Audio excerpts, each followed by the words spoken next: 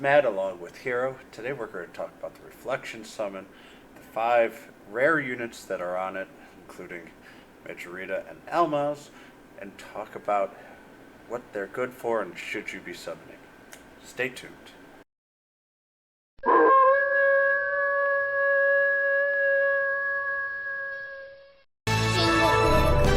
真紅の契約をもって貴様に命ずる神の焼き払え The current banner unit that can be summoned the most, Majorita, is a very powerful staff user. Is a very good mana battery supports. Her main stats here: high intelligence. Speed is actually pretty good at 54 for being a staff support with good resistance, with poor attack and defense. Her main skills here, just real quick, I think one of her weaknesses is her unique skills are all single target, but they do give, or not single target, sorry, her level 1's single target, but they both give minus 10% res if they don't kill. Her Necro Wave is actually pretty affordable, especially since every turn she takes, she gets 20, so she can cast it every 2 turns, as long as you have her at any 5. And the main reason you're going to get her is for her mana battery capability. For her spells, she is star-based. She can do Mega Star, but honestly, unless if they're weak against Star, you're going to want to use her Necro Wave because it gives an additional 10% resistance. But her main skills are, main is intelligence plus 15. Very, very, very good skills. Can be used for all allies, so even monster magic teams, and Miss Rasbarrel, if you did get her like me, is actually a pretty good fit for the all allies portion as well. Miss Rasbarrel doesn't help Majorita at all, but Majorita can help Miss Rasbarrel, so at least there's a little bit of synergy there. Her any +1 kill and recycle is almost like a badass skill. She just needs a little bit more oomph in order for her to be on a badass level. But if an enemy is down, she gets intelligence plus 17% when a turn ends. So she can keep rolling it out when an enemy is taken out. Her big skill in my mind is the NE +5. If you do get her, I would at least make sure that you go down there, especially if you're trying to build a staff team. SP +10, especially for staff wielding allies, they generally need the mana battery, so this is very important. The last one is actually Ominous Curse. The enemy with the highest action gauge, defense and resistance minus 16% when a turn begins. It only lasts for 1 turn. It is a bit random, but generally the unit that you want to kill is the one with the highest action gauge, so it does give a good lowering of overall skills, and it can be useful. Generally, I'm going to stick with NE 5 with my NEs, printies. I won't be building her quite yet. I'm still trying to build my spear team. I did summon already. I got Majorita. I'm very happy. I actually pulled an Almaz as well, so I am done with this banner. But I think the main prize of this pack is Majorita, unless if you're looking for a specific unit.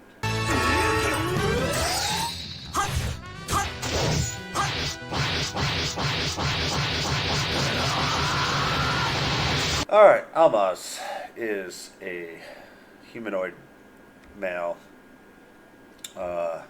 sword user. Very, very good attack and defense. Speed is a little bit slow at 50. Intelligence is low, and resistance is below average, but not all that low. Overall, defensive is somewhat okay, but not the greatest. For skills, his unique skills, they're both single. The running crosses is a very powerful attack. Power A also gives him 25% additional attack, but really you need to get a battery along with him in order to really use it at all or consistently at the very least. But is not is a pretty good attacker overall. For his skills, the main one I actually want to say is that he is a unit that you would like to at least get to 15, even though he has a sword and doesn't have the highest intelligence. He does have Mega Heal, which does allow you to have a backup healer in case you need it. So I do really like that about Almaz. Mega Shield's also pretty good as well, and he can even get Mega Armor Break. For a sword user, his spells are actually pretty nice and a pretty good grouping for him. So I am pretty interested in. I do like his spell list, but his unique skills. The single attack here does have speed plus 3%, so it gives him another 1 or 2 speed, but it's not really a huge buff. Basically, this is a boss killer type move, but you do need a battery for that. His evil Ts are up here on the screen.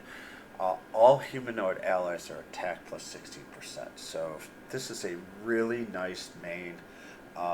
Don't even need to get him to any +1 to be useful, just to stick on a team. Like, he's probably going to go with my Tyrant Velvetores when I need a boost from him, and Almaz can just kind of do whatever. His any +1 for himself really boosts his attack and defense 27%. It is, and when you add on the 16% attack that he also gives everybody, this running crosses hits like a truck. And then on top of it, you get another 25% attack. So if you're building a sword team, and one is Laharl, who also has a bonus to skills at 20%, I believe. That is a huge damage dealing skill that he has. So if you have a sword battery and you need for him to build, once you do get him built, which will be about 3 turns, that attack will be absolutely destroying. And I know it takes, but he does have an armor break on top of it, where you can cast the armor break beforehand to lower the defense by 40%. Then, boom, off we go. Now, just building on top of that, his NE +5, all allies AoE damage taken minus 15%, might be his worst evil T, and it's still a very good evil T. The NE +1 is kind of just self-sufficient, but it is a very powerful evil T. He loves his sword. Very, very powerful. I mean, that AoE damage taken minus 15% is great. But from his evil Ts, they're all really, really good. The NE +7 is sword-wielding allies, damage dealt plus 15%. So it's not like Laharl's where it's like an AoE or skill-based damage dealt. This is all damage dealt plus 15. So from a sword team, he is a wonderful, wonderful unit. The only thing I kind of wish was instead of AoE damage taken minus 15%, he was a sword battery. But he is a great unit that does need a battery for him to truly shine. As I say, this is running crosses is an absolute damage dealing machine. Does give him attack plus 25%. Just keep rolling through it. But just the only problem is with the sword, you're not going to have very much AoE. It's going to require him to get very deep into the sword skills to get that AoE. But man, does he do a lot of damage. And on top of that, he has healing at Magic Mastery 15. And as I say, all of his magic skills are pretty top-notch. I am pretty happy with this kit. I am happy that I got him. But he is going to take a little time for me to build, as I just don't have the resources to build him. But I am building a sword team. And, so Fenrich, we've already gone through him. We're not going to go through him too much in detail, but he is a great fist user who is actually a sword team member.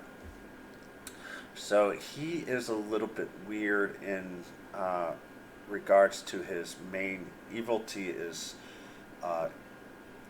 self or all enemies, but he does have the one sword wielding allies where all stats except speed plus 12%. So he is a little bit of an odd fit in that regards. He has one AoE that's very expensive, but he's a very powerful wind user. All in all, some people absolutely love him. For me, he is kind of just an odd fit because he uses fists primarily. What I would do is, I know that's his forte, I would at this point just give him a sword and just build him basically off a sword and just ignore his fist forte. Next we have Fuka, who is actually a really powerful axe user. She is incredibly useful for axe teams. I don't have an axe team. At some point I will build it, but right now she is great with her main, which is all allies damage dealt plus 10%. So if you do pick her up and you don't have a full, say you've got a Tyrant Valutorez, the all damage dealt plus 10% just fits right there. You can just add her on, and it's an extra 10% damage for whoever your main damage dealer is. Fuka was designed to be a major single target destroyer, so she's a great boss killer, especially if it's weak to axes or weak to physical.